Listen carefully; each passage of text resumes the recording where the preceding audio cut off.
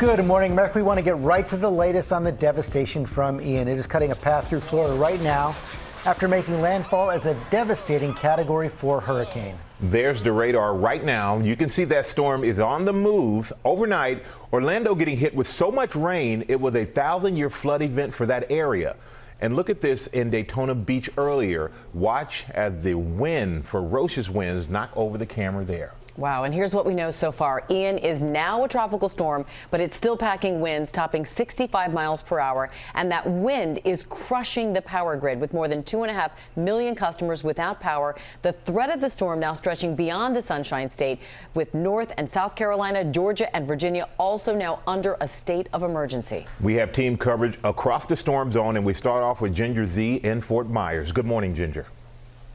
Michael, it was an unbelievable 24 hours that we just spent inside Ian. So I want you to look right behind me. This is from the pool deck, and you've got little footbridges. All of this, by the way, is in the front of the hotel that came from the back of the hotel. The power of water is so insane, and I think so many people unfortunately had to learn that lesson in Southwest Florida yesterday. Whoa, man. This morning, coastal Southwest Florida decimated. Ferocious Hurricane Ian shredding parts of the peninsula. The Category 4 storm making history as one of the most powerful hurricanes to ever make landfall in the Sunshine State. The amount of water that's been rising and will likely continue to rise today, even as the storm is passing, is basically a 500-year flood event. Ian slicing onto the coast Wednesday afternoon on the Barrier Islands near Fort Myers. Winds up to 140 miles per hour ripping apart homes, sending debris like projectiles.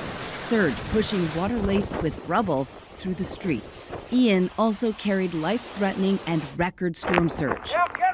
The ocean overtaking the land. Overnight, more than 2 million customers throughout the state losing power. That's my grandparents' house. In Fort Myers Beach, many waking up to find they've lost almost everything. Somebody's RV came in our backyard. That's our pool. That's our deck. That was my house. My house is gone.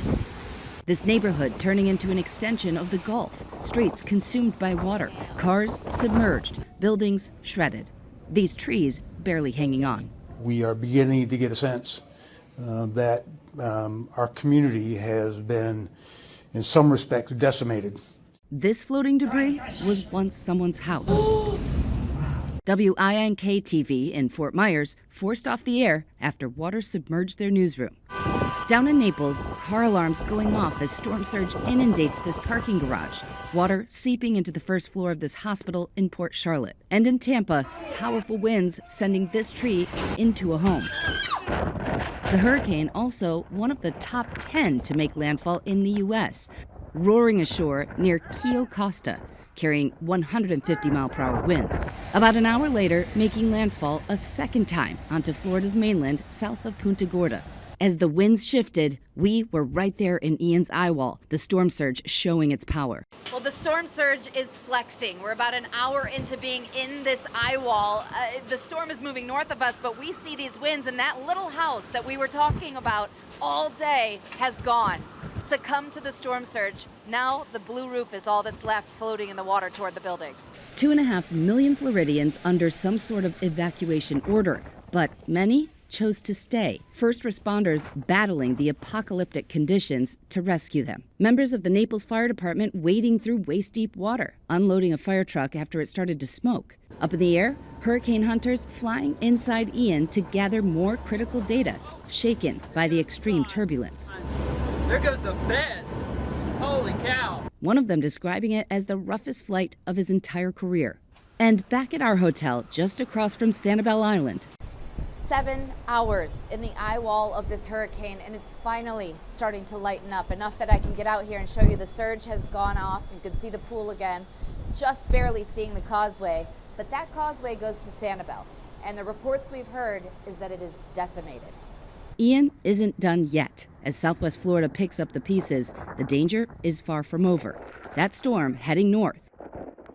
With the dawn of destruction around us, so many people's livelihoods washed by that powerful water and surge, and that was pushed by the wind. Let me show you the before and during picture, because this is not the after. I anticipate that we had a 12+ foot surge, which was exactly what the warning was for.